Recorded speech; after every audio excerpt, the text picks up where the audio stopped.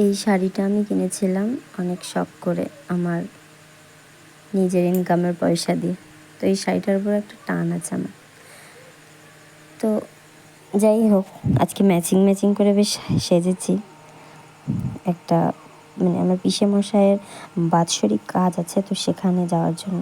তো সেখানে চলেও এসেছি কাছাকাছি মেয়েকে নিয়ে। এখানে পিসি বাড়ি, জ্যাঠাবাড়ি, আমার সমস্ত রিলেটিভরাই থাকে। তো সবার বাড়ি একবার করে একটু ঘুরে দেখছি। এখানে না একটা ভালো মন্দির আছে, চলো তোমাদের দেখাই। এই যে এই মন্দিরটায় বড় করে পুজো হয়, দুর্গা পুজো। দেখো লেখা আছে দুর্গা ও কালী মন্দির। তো এখানে দুর্গা পুজো, কালী পুজো সব পুজোই হয়। মন্দিরটা কীর্তন হয়, বেশ ভালো লাগে এখানে। আর আশেপাশটা দেখতে পাচ্ছ, আমার পেছন দিকটা কী সুন্দর লাগছে, শুধু দেখো। চারদিকটা না এখানে খুব সুন্দর আর নিরিবিলি, ছিমছাম রাস্তাঘাট।